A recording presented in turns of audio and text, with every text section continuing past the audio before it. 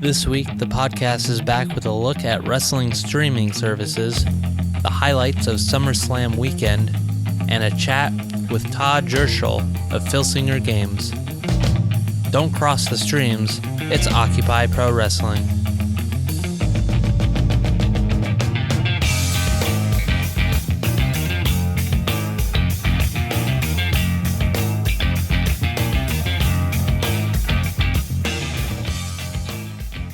Hello everyone, and welcome to Occupy Pro Wrestling, the wrestling podcast with a more eagerly awaited comeback than CM Punk. I'm your host, Alex Smiley, and it is great to be back. Thanks for finding the show at powertothesmarks.com or over on Apple Podcasts, Stitcher, and wherever you listen to your favorite shows. If you aren't already, make sure to follow Occupy Pro Wrestling over on Facebook, Twitter, and Instagram for the latest updates at Power to the Smarks. Do you like shirts, hoodies, maybe even a onesie for the baby?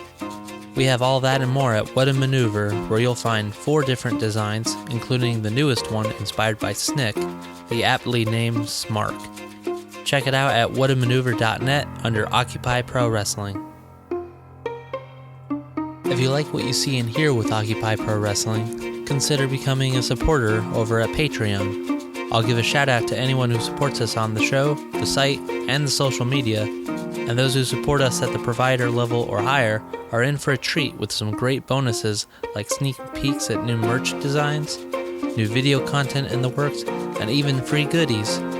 Head on over to patreon.com/OccupyProWrestling for more info. And now for the latest from our site partners. Please welcome the newest site partner, Old School Wrestling.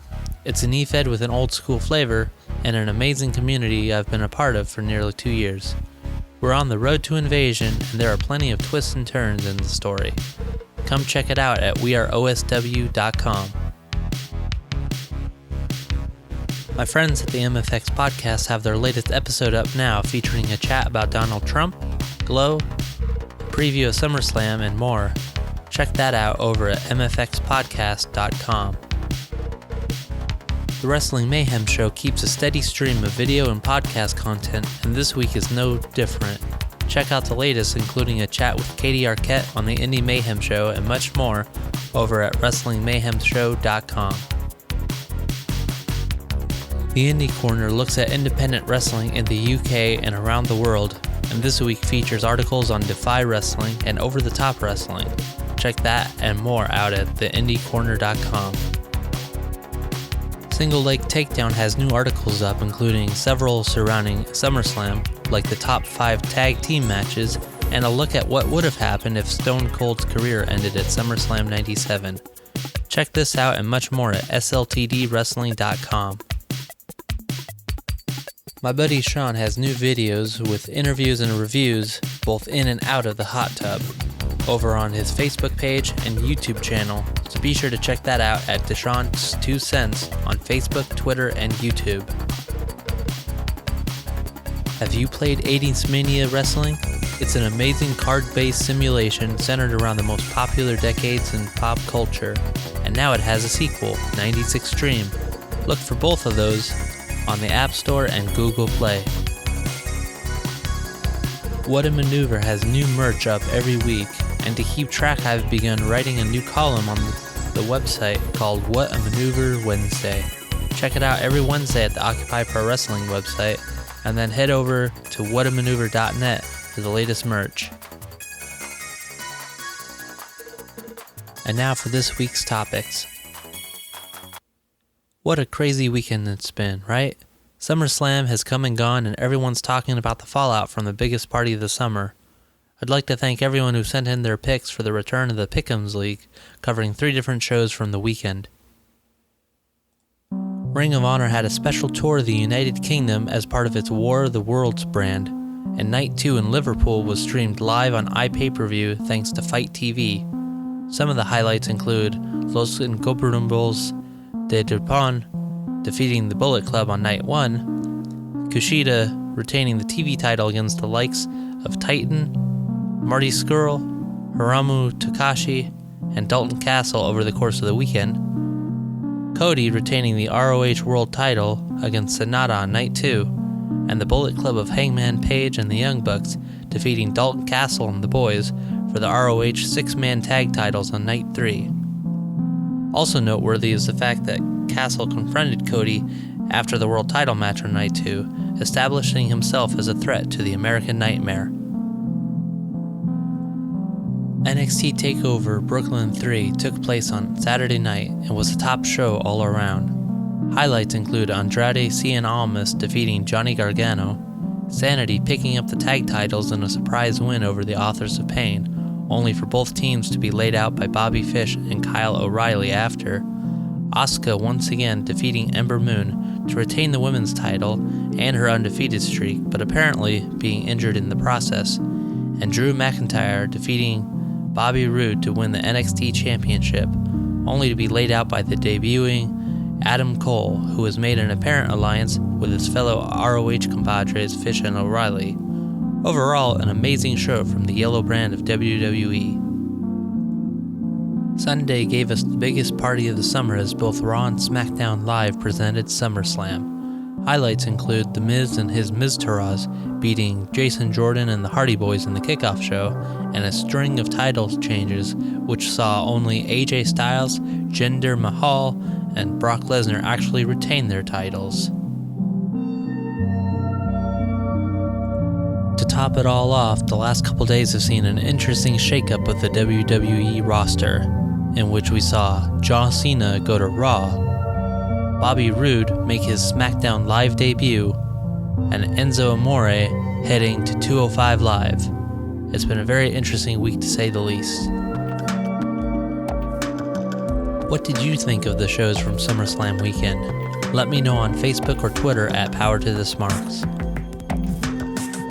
We're also living in an amazing time as wrestling fans, with a vast number of streaming services dedicated to providing fans with action right on their computer and other devices. I made a set of polls on Twitter and got some good results out of it. When asked what your favorite wrestling streaming service was, 76% of you responded with WWE Network. New Japan World got 10% of the vote, FlowSam had 5%, and 9% of you said you enjoyed other services such as Highspots Wrestling Network. I asked how many services you were subscribed to at the moment, and a whopping 67% of you said you had one or two, with only 33% being subscribed to 3 or more. But perhaps the most interesting was the response to how often you use these services. Nearly a majority of you at 49% said you watch just for some shows or pay-per-views, 32% of you said you use the services all the time, and 19% said you rarely use them. I for one think it's great that there's so many services out there, including Chikaratopia, Beyond Demand, Progress, and more. But with so many options, there's only so much money you can spend and only so much time in the day you can spend towards watching these services. What's your favorite streaming service? Let me know on Facebook or Twitter at Power to the Smarks. And now for this week's interview. I had a fun chat with Todd Joerschel of Filsinger Games talking about old school WWF, Chikara, Lucha Underground, and some of the great things happening at Filsinger Games. Without further ado, let's go right to the interview. Hey everyone, Alex Smiley here. I'm joined this time by Todd Joerschel. Todd, it's nice to finally get a chance to chat with you. Oh, nice to talk with you too. Thanks for having me on. Can you, for those that aren't maybe familiar with who you are, can you tell us a little bit about yourself to start? Sure. Yeah, I'm a wrestling fan for a long time, and I've been involved with Filsinger Games for quite a while. That's probably where most people know me from. Produce a lot of the different independent wrestling card sets that come out through Filsinger Games, which is a collectible card game that you play with cards and dice and charts, kind of a tabletop game. I've been playing it myself for about 26 years right now, and been involved with the company probably for the last I'd say at least 10 to 12 years doing various things. So, but yeah, definitely a big wrestling fan, into lots of different independent and WWE type promotions. Awesome. Looking forward to talking about all that with you. Tell us, how did you get into wrestling in the first place? Sure. So, I'm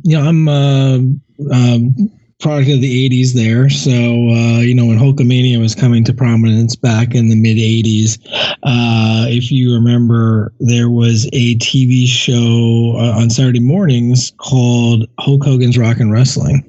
And so my cousin, put this on the one day. He's like, "Oh, you have to watch this. It's so funny." And my first ever exposure to the world of pro wrestling. So, there really wasn't anybody in my family who was big into it. But watching that show, just seeing all the characters, Hulk Hogan and Andre the Giant, Mr. Fuji, and everybody there. And, they had all the cartoons and all the different skits. And I think, I loved the different skits and stuff, the funny things that they did there. And then from there, finding out, they have a regular wrestling show, with, different wrestling matches. I had no idea what that was.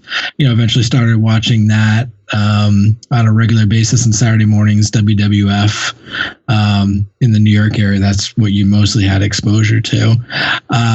And just kind of started watching from there. I think my earliest memory seeing something was Hulk Hogan and Andre the Giant on Piper's Pit in the build up to WrestleMania 3 was the first thing I remember seeing. Wow, that's awesome. I was thinking about the Rockin' Wrestling. I remember they actually had that on the network years ago, but with everything that happened with Hogan, they immediately just dropped it. And I was so bummed. I was hoping to watch more. I think they had one episode up there. I was hoping to watch. They put up the whole series. Yeah, I think they had a couple. I know I watched one, and I was like, "This is great." Total cheeseball 80s thing, but it was great. It was the perfect type of, just fit into all the different types of cartoons at the time. It was great. Yeah. And really showcased it, and played up to the audience that they were going for, and I was right in that wheelhouse then. Mm-hmm. Yeah, and I know at one point at an indie show, I did buy a VHS tape of a bunch of the episodes, and of course, like many things that you buy at a vendor table, there the tape pretty much had dissolved and no longer works by the time I put it in. So that was a big bummer. Yeah, I know if they ever put out some type of collection or something like that, I would definitely get it. Oh, for sure. As it is, the closest thing to Saturday morning wrestling I had was when they had Saturday Morning Slam. And that was just a few years ago, too. I don't know. Yeah. The one on the CW. Oh, I love that show. That was my favorite WWE show at the time. It was kind of what I really liked. It's what I really like out of wrestling. I know probably a lot of people. I mean, I think different people like different things out of wrestling. Some are more in kind of the technical aspect, and some are kind of more into the hardcore and stuff like that. I mean, I kind of like the skits and stuff. That's always been the thing that I really like, the backstage segments, the kind of different, cool, different promos. And that I remember that show was very heavily on kind of there's a little bit of the history, and then there was the funny skits that they would do, and then the abbreviated matches that were pretty much kind of a little bit more, I guess a little bit high spotty or something like that, and they were kind of brief. I kind of really like the flow of that show. Yeah. Yeah. I gotta say that was what drew me into wrestling too. Was almost more like the skits and the promos than the wrestling. Action's what kind of kept me there, but that's what. And it's great to kind of talk about that, because that kind of makes me think about two promotions that you and I both kind of have quite a bit in common when it comes to fandom, and that would be Chikara and Lucha Underground. So I want to touch on Chikara a little bit first. I know some time ago when my friend Babs was hosting Chikara in 15, she had actually done an interview with you for chatting with the Chikarami. So I was kind of curious. What's been kind of on that show? You talked a lot, probably more about the stuff that you were into about Chikara, what got you into Chikara. But I'm kind of curious what you think about some of the more recent stuff, the last couple seasons in particular. Yeah, so I mean, I've been following it since about 2008 or so, all the way through the shutdown and afterwards. And I think what's been interesting in the last couple of years since they came back is that I have two kids, one that's about to turn 10, and one that's and my son who my daughter's about to turn 10, and my son who is 6 right now. And my son is like totally into it. So like we have a Chikaratopia subscription, and we watch all the shows on there, and it's great. Just kind of sharing that with him. He knows all those characters so much more than WWE, which is kind of fun. But yeah, but it's been neat kind of seeing that. I mean, it's very different, I think, than from before. You kind of had like the before the shutdown and after the shutdown. I think it's very, very different. It's definitely much more focused on the characters there and not as much on the outside talent, which I know for some people has kind of turned some fans off. Me, I'm okay with it because I kind of like how the universe, how they kind of set up the universe, and the whole concept of the secret season. I'm not sure how many people are familiar with that, but them kind of in between last December and this February, them just kind of putting this one season out there, and about 9 episodes, and alluding to it over the course of this year as flashbacks, but then kind of experiencing that was really, really neat. I love the ingenuity that they have and the storytelling aspects of it. That's what's definitely kept me going with Chikara. It's just you can kind of appreciate it on a couple of different levels. You kind of have you can go to the live show and kind of experience that and just kind of have fun, like the fun-filled Lucha Super Party. Then you can kind of, experience on another level where you have some of the storytelling stuff and kind of like you're into the characters and, ongoing story. But then there's even like another like deeper level where you can kind of experience online and following all these other things that are going on outside of the story that connect to it. And I think that's really, really what has kept me as a fan is just, the attention to detail that they put into it. Yeah, for sure. I definitely like the Chikaratopia myself. Been trying to make the most use of the $8 a month I pay for it. It's really good. I really like it. Just out of curiosity, did you happen to catch the show they had? I believe it was yesterday. Yeah, the Chikarasaurus Rex.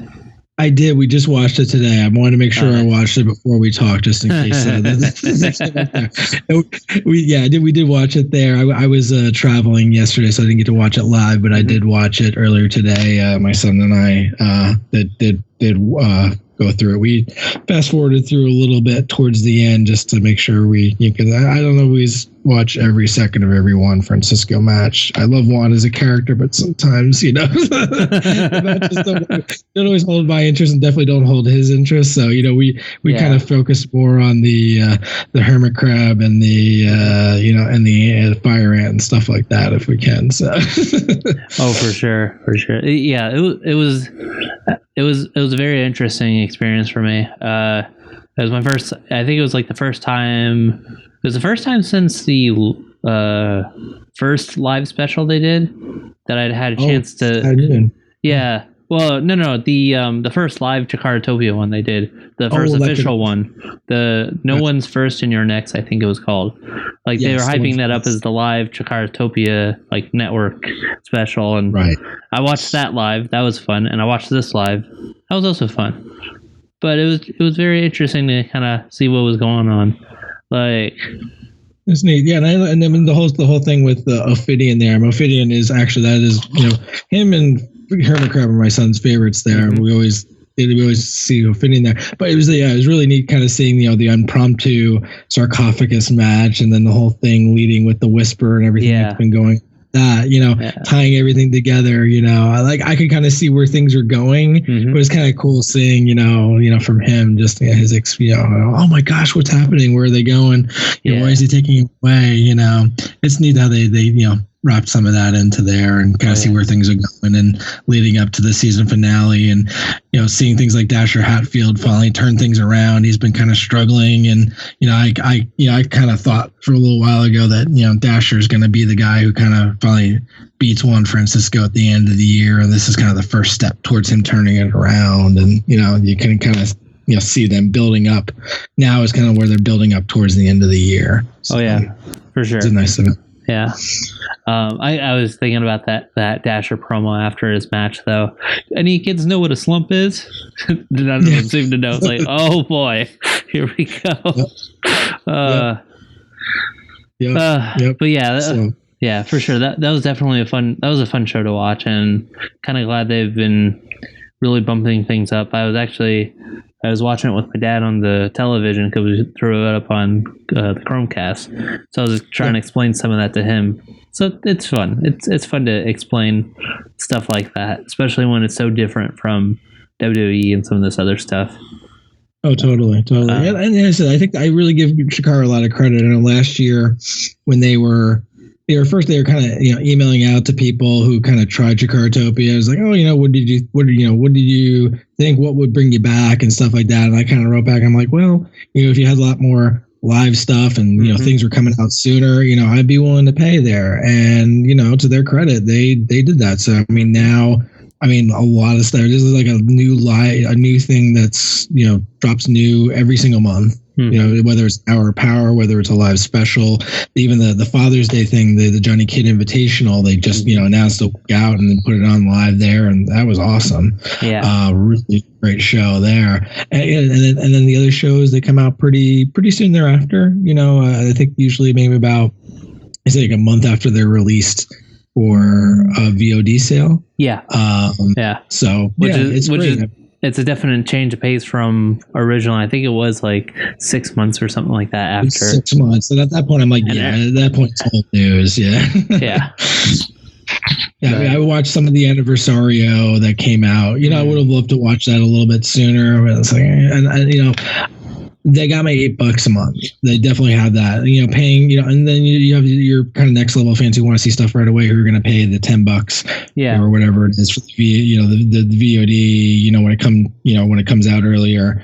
I might do with King of Trios because this is the first King of Trios since 2009 that I won't be at. So, the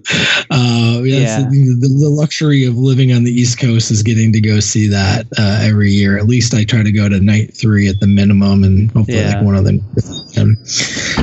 But being in England this year is it's not going to be happening. So I remember people on Chikara 101 definitely had their say about King of Trios going to England this year. But I think it's cool that like they're getting to do something different, especially to that extent. Oh, absolutely. They've been doing an England trip every year. They did it. This is the 3rd year in a row where they're doing an England tour. I have no problem with it. They get to expose some other different, promotions out there, and all the different British teams that they're bringing in. It's great. It's something different. I very much look forward to when it comes back next year to the States, and and it's more traditional format. But it's cool. They do something different with it every couple of years. It's perfectly fine. Last year the season finale was in Chicago for the first time instead of it's always traditionally been in Philadelphia. It was a bummer because I always like to go to the the season finale. I didn't get to go to it. But it's like there's a lot of other places who are big Chikara bases that have kind of built up since it's been around for over, was it 15 years? They just had the 15-year anniversary, which is amazing. So now it's great that it's grown and more people appreciate it, and then we get to have this platform of Chikaratopia that you get to see more things live, and I think that's great. That's what I've been hoping for since I started watching it almost 10 years ago. Yeah, definitely. Yeah, I was thinking about I definitely understand what it's like to kind of be like, oh, they're not playing in the area I'm at, because for me, I've been living in SoCal all this time, and I like to make the joke of we're still waiting on that Southern California show that they promised us right before the shutdown. Yeah, that Reseda in San Diego shows never happened. Never happened. No. Probably not going to happen, at least not in those specific spots. The closest thing we've had to a Southern California Chikara show was when the former Chuck Taylor, Bryce Remsburg, and Elio Del Ice Cream came to do a comedy show. That's the closest we've come to it. Yep. I remember that. Yes, not quite. Yeah, but and the other thing was just like I understand what it's like with like having the promotion in your area, still not quite doing it because every year PWG does Battle of Los Angeles, and I've been watching like how quickly PWG show like tickets just sell out. Like last year's Bola, I think sold out in like a minute or less. I know 2 years ago I actually tried to get tickets and it sold out within a minute, and I was bummed because I was like, well. But yeah. So I've actually been trying to. A friend of mine goes to pretty much every PWG show. He lives out in Las Vegas. He travels out there. So he tried to help me coordinate to like buy some tickets, for one of the nights last year. Mm-hmm. Got shut out. I couldn't get it for him. And this year he's like, oh, try to get it for all 3 nights there. And if I had just focused on getting like night 1 or night 3, I probably would have gotten it, but I didn't get it in time. Night 2 sold out right away. Oh. It's just amazing. I mean, like with PWG, I mean, they can. I guess they have what they have and they don't want to change it. I mean, there's definitely been, there's opportunities to grow PWG and they just don't have a desire to do it. And that's, I guess, their prerogative. But it's kind of a bummer for people who want to, more people who want to go and travel and see it. But what are you going to do? I wanted to see PWG at one point myself, just to kind of add it to my, indie bucket list there. Oh yeah, for sure. To go see. Yeah, that I've learned to accept my fate and just go to the more local indie shows. We don't have to worry about sellouts just yet. Like I think they finally sell out like the day of, like maybe within the time frame that the show's supposed to start. They finally run out of seats, but it's a different experience. But there's some great stuff that's coming in the area. I know, like the one that's been kind of catching my eye is bar wrestling. I think is one that's popped up recently. Yeah. I saw that. I was this close to actually trying to get tickets for that one, especially because they were doing the promise of a free T-shirt for people who pre-ordered. But missed the boat on that one. Maybe the next show in September. Yeah, there's another one that was there's been coming out, and I think a friend of mine, Loud and Noxious, I think was on this was announced for the next show. There were the last show or the next show, which is I was glad to see him getting into the LA scene over there. He gets flown out to Austin, Texas for Wrestle Circus, which is definitely one I want to see at one point. That they put on some cool shows. Oh, see, I wasn't fully. I knew of Wrestle Circus, been following them on Twitter, seeing the updates and stuff. I hadn't really seen the shows. I didn't realize Loudon was doing that stuff because we haven't seen him really since he stopped doing stuff in Chikara full time. Right. Yeah, no, he's been doing that. And actually, I mean, the best part now about Wrestle Circus is you can watch every show live for free. Yeah, if you go on their Twitch channel, which is awesome. I didn't get to see the Cody show from this past weekend because I wasn't around. Right. But I did watch the one. Most of them were the one a month before, and it was great. Yeah, I mean, they put on a good show. They're long shows, but it's a good show, and I think they're doing some stuff to. I think they're getting a new venue that's going to be their own thing that they run, so they might be doing even more shows. So yeah, that's one to kind of look out for in the future. Yeah. I think could see some good growth. Yeah, for sure.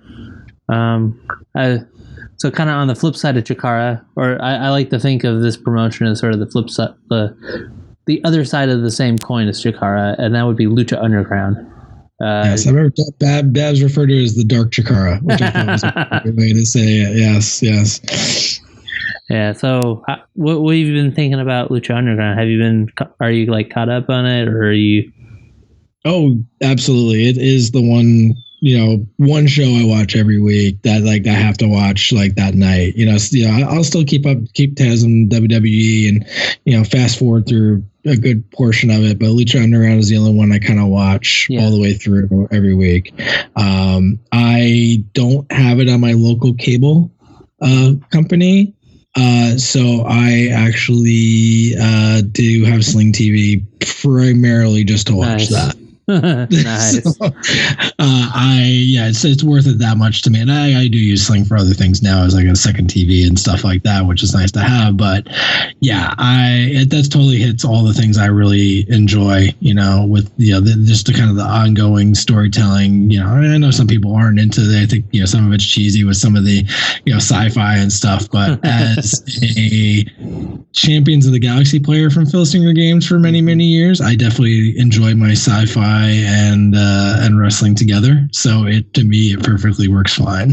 Oh yeah, I mean the sci-fi is kind of what the sci-fi and like adventure aspects was kind of what got me into Chikara in the first place. So when we saw a slightly more mature version of that with Lucha Underground, I was like, this is perfect. Oh, absolutely. Yeah, that's I explained to my kids. I'm like, it's like Chikara, but you can't watch that one. Yeah, it's not for you. Between the language and the occasional blood and stuff like that. Yeah. But the backstage again, like the backstage promos and how everything kind of ties together. You have like all these matches that kind of like, oh, why are they having this match? And then you see why they have that match and where it ties into the bigger thing, the bigger story. It is really great. I give a lot of credit to the writers and the guys who produce it and they think of it as a TV show that has wrestling rather than a wrestling show. Which I'm all for. I have no problem with that. That's what I like out of my entertainment. Is what they're doing. For sure. That's exactly how I describe it to my non-wrestling friends. I'm like, basically, Lucha Underground is a TV show that happens to be about wrestling. Right. It's perfect, really. But it's great because it's funny you mentioned the like the way they kind of you see the matches and you wonder what builds up to it. I remember going to the tapings last year, which they're just now starting to show more of the matches from those tapings, which is kind of nice. Yeah. It's been nice to see myself on TV. I'm not gonna lie, but but that was so much fun. But like we'd see these matches, and like especially for my friend Sorg and I, there was quite a bit of stuff we had no idea what was going on. So we'd see like they had the I'm trying to remember what match it was. I want to say Pindar versus Phoenix. Yeah, Pindar versus Phoenix this past week. That was one of the matches at the taping. When we saw Pindar, I didn't quite catch what the guy's name was. I just saw this big lizard dude like carrying one of the trios titles, and obviously they filmed stuff ahead of time, but we had no idea what was going on. I just see that like, oh, that's an interesting story change that I can't wait to find out in a few months. Right. It's like you got this little glimpse, like you're seeing into the future, and you're like, I don't know how this ties together, but okay, let's see. That's pretty neat. Yeah. So Lucha Underground's been a lot of fun to watch, and hopefully they'll get season 4. It's starting to. There's been some interesting news saying that like they might be. Like that I think one person was kind of quoted as saying that it looks good for them to be. Yeah, I saw that. Yeah. Like, okay, that's cool.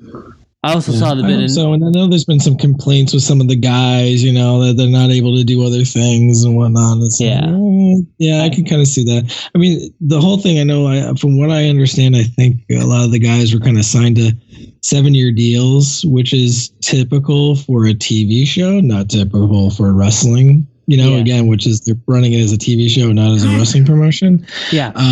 So for some of the guys, it's great, but some of the other bigger guys, they might not be able to continue on. But you can kind of tell that everything is kind of 7 is the magic number in Underground. So if I'm guessing, in the end they want to make it 7 seasons would be the way to do it. And they kind of, and then at the end of the 7th season, there'll be the 7 tribes will somehow fight or something. That and that's how I would guess is what they eventually would want to work their way up to, but how they get there, we'll see. But that would be good. So, kind of going back, like I do like I said before, I really like that Lucha Underground is not so much a wrestling event that happens to be televised. And I've just been, I don't know, I've been watching how other promotions are doing stuff, and it kind of goes back to what I think of, like, there's something for everyone when it comes to wrestling. It's pretty fun. I like my fun in wrestling, and I like the storytelling aspect. That's what I loved. For years, I would never consider watching TNA.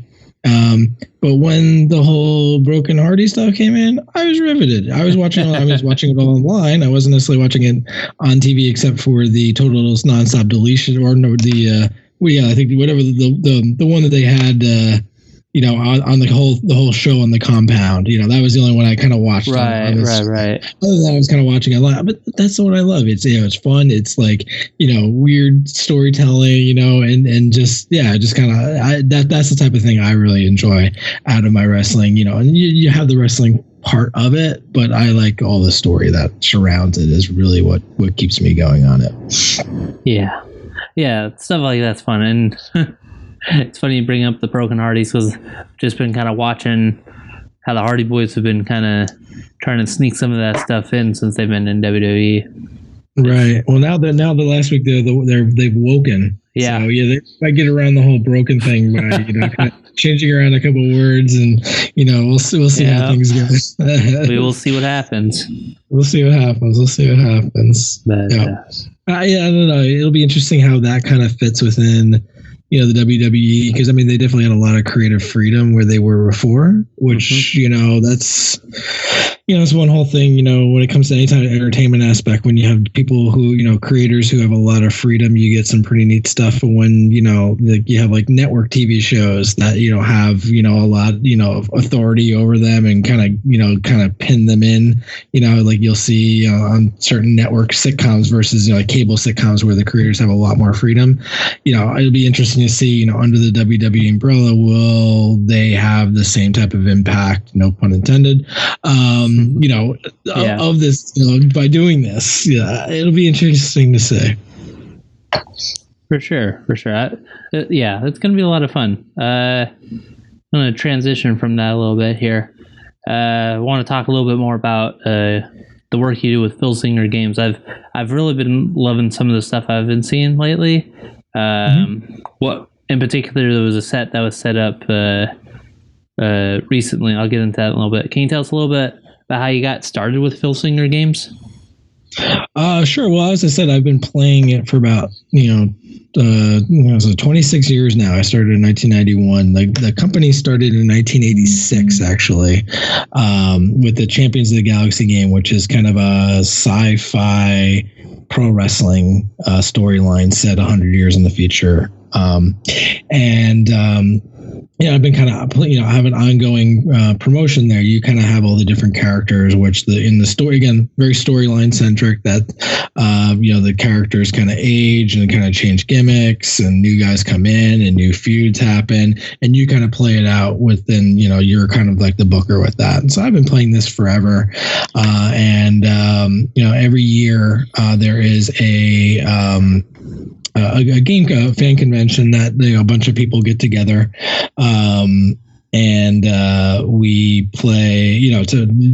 Traditionally, it's been in the past. It's been in Jamestown, New York, which is where the creator Tom Filsinger lives, or lived at the time. He doesn't live there now.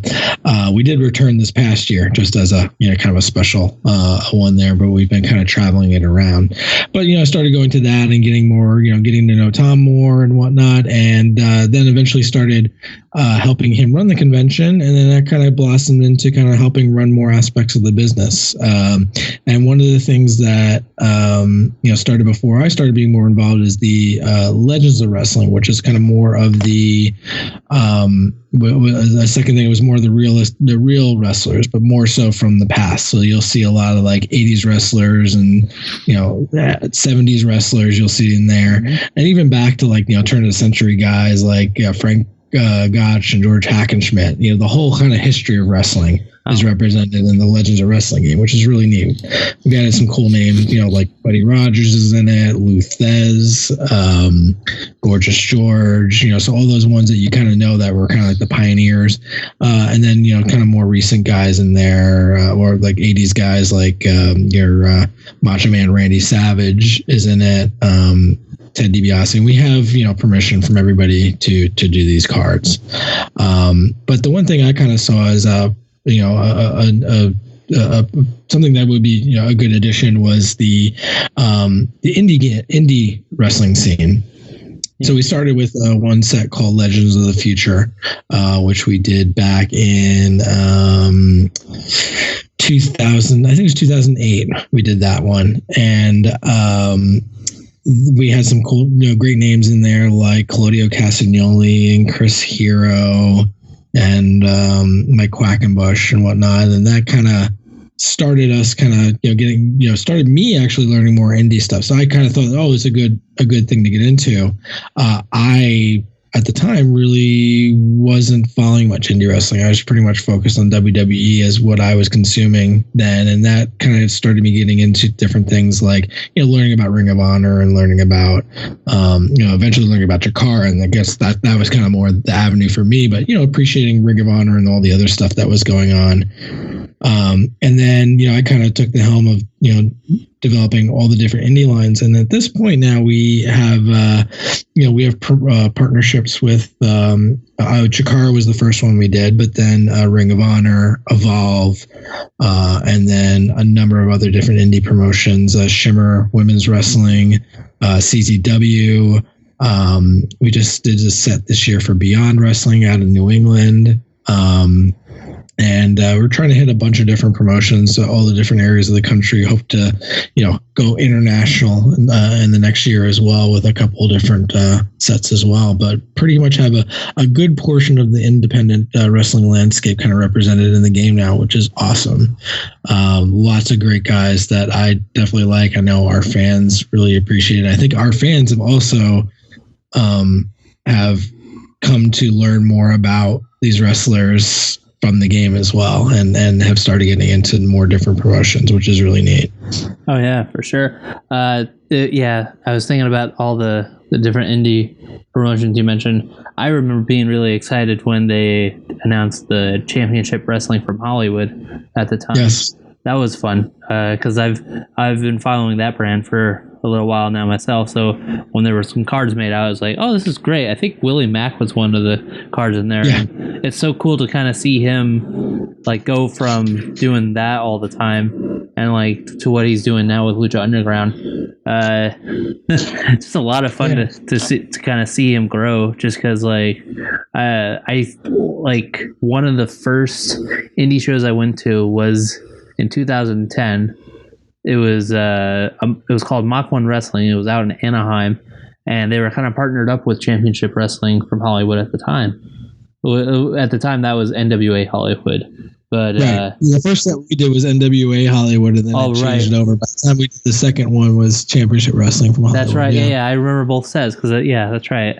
But yeah, so I remember seeing Willie Mack at one of like those first shows that I went to, and now like seeing him on TV every so often as the Mac is a lot of fun. Joey Ryan was in that first set too, and Brian Cage, I think, might have been the second set. But I mean, those are two guys who I'm dying to do new cards for, and hopefully there's a possibility of us maybe doing some next year. If we have a partnership that I'm thinking of there. But like Joey Ryan definitely needs a new card with some type of lollipop mechanic on it, among other things, probably. Yeah, one of the things we'll have to see. How we try to keep it a little friendly there. Oh, so, okay. Really friendly as you can, but yeah, I've slipped a couple things in there before, especially when it comes to the CZW sets that are it's been really great. And one of the big supporters that we have, if you do follow, is Grant Pachoco, who is the one of the backstage interviewers there for Championship Wrestling from Hollywood. He's a longtime game fan. I've known him for a long time, and he kind of helped put us together together with Dave Marquez to do that set, and he still puts out some different special edition ones every year for a Los Angeles convention, Los Angeles game convention that we do every year, Galactic Cal, that he runs every year, which is neat. So we have Jervis Cottonbelly and the Hobo usually come out for that as well. Those guys are great. So yeah. Good old Jervis. Yeah, that's actually I think you get Jervis Cottonbelly out by you right now. Like we miss him on the East Coast. So you guys lucked out there. Yeah. It's a lot of fun. And actually that reminds me, one of the other more recent sets, and this was like maybe a year or two ago.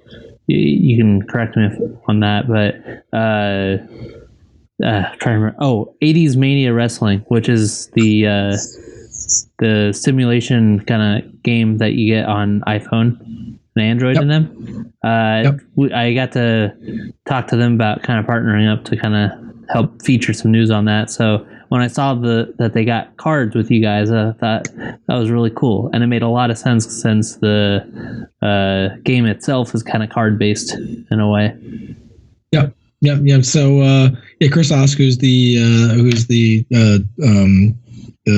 man behind that game, he's worked with us in the past, and so it was a natural thing. I'm a big fan of the different characters in that game. The app is really neat, and they just released a 90s version of it too. I don't know if you've checked that out. I haven't yet. I believe it's 90s Extreme. Yeah. 90s Extreme. Yeah. I'm really excited about it because like they kind of touch on all the different 90s things, like before and after the Attitude Era. And even like hints of the ECW type stuff, which is really cool. Yeah. So some of the characters in there, and like in the 80s, kind of have like their 90s evolution. Like you have your dude Brohan, who is your Hulk Hogan archetype there, who kind of has his Hollywood type persona. It's like one of those things. But there's other ones who were something different. It's really neat. Blending of wrestling, at the time, but also pop culture items at the time, like all the different movies, TV shows, other music, stuff like that. There's one on there that's like it's a take on a character from The Princess Bride, and I was really happy about that. I was like, this is perfect. One of my favorite things. One of my favorite things on there is trying to get his, because I think I've done it a couple times where I've had certain people be more than one title. It's usually just like one of the singles titles and then the tag champs. But one of my goals has always been to try to get the world champ and the TV champ to be tag champs. Can't quite pull it off, but I've gotten real close. Okay. But it's a really neat app. The new version of the app, it has like a whole stat tracker thing, which is much more enhanced, and then it also has ability to save it instead of on your device. It saves it on a central server, so you can kind of change it between devices much more easy than the old version. So if you haven't tried it before and there's certain aspects you didn't like, definitely give it another shot, because they've definitely put a lot of work into it. It's an excellent game, and glad we were able to do those sets of cards there. I don't know if we'll be able to do any more, but we did 3 sets, so you can definitely play out a big tournament. We did one this year at the Galacticon convention, which was a lot of fun. That's awesome. I like that. That sounds really good. I think I'll give the new app a try, and I've been trying to get my hands on some Filzinger game cards, so definitely give it a look. Let's see. Got one last question. This is one that I'm trying to kind of impress upon people at the end of the interview here. So above all else, why do you love wrestling? Oh boy. Let's see. I guess I just like why do I like wrestling? I've been asked this before by my wife there, and I don't always know how to say it. I guess I just like the flexibility that you have with being able to tell a story. Like you have, the confines of, it's a ring, that, it's a ring, and then there's, a 1, 2, 3 count, and that's how you win the match.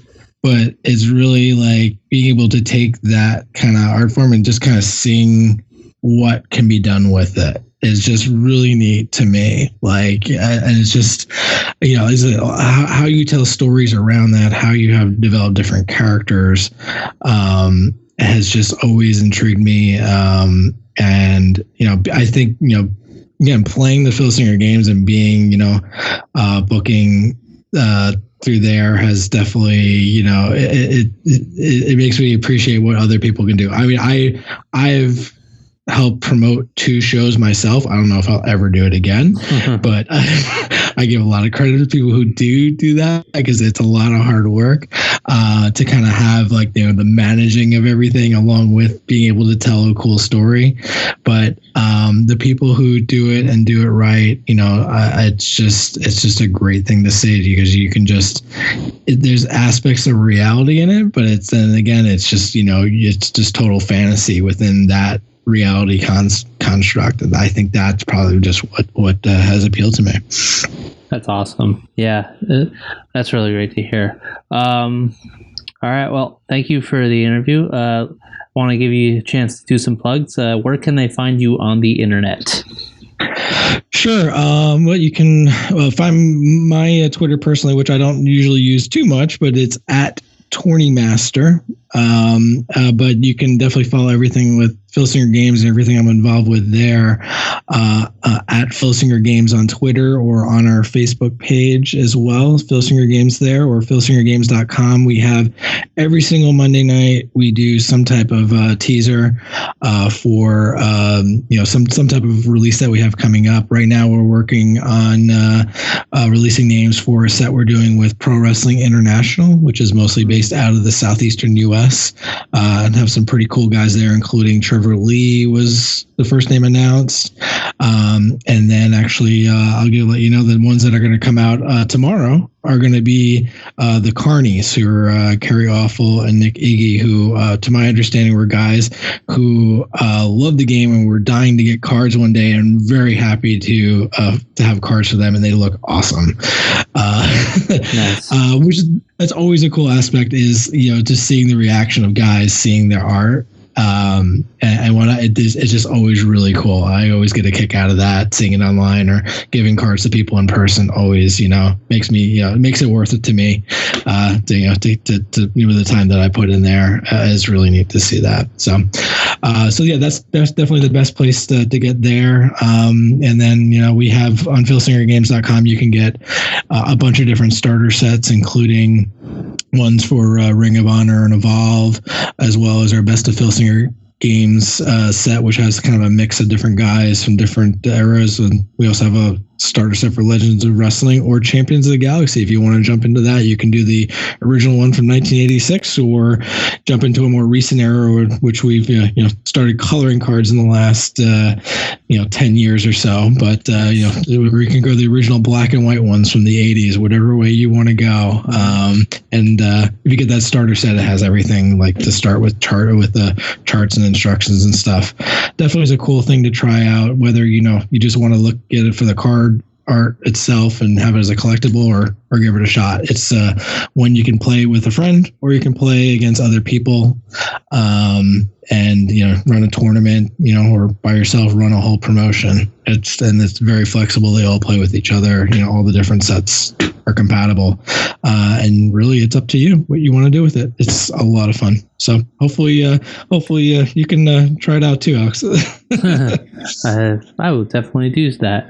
Thanks again for chatting with me, Todd. It's been a lot of fun. All right, it's been fun for me too. Thanks for having me on. Thanks again to Todd Joerschel for a great chat. I had a lot of fun talking with him, and I hope you got a lot out of it too. That's it for this week. Be sure to follow us on Facebook, Twitter, and Instagram at Power to the Smarks for the latest updates. Subscribe to the podcast on Apple Podcasts, Stitcher, or wherever you find your favorite shows. Stop by What a Maneuver for merch, and check out the Patreon to become a supporter of the show. Thanks to the Mystery Men for Keep My Heat On from the album Musica and Masquerada. Follow them at The Mystery Men on Twitter and buy their album from Bandcamp. Big shout out as well to Lee Rosevere for providing free music that you can use for podcasting as well. Check out the links on the website to find the great music used on this show. Till next time, this is Alex Smiley reminding you to enjoy life and enjoy pro wrestling.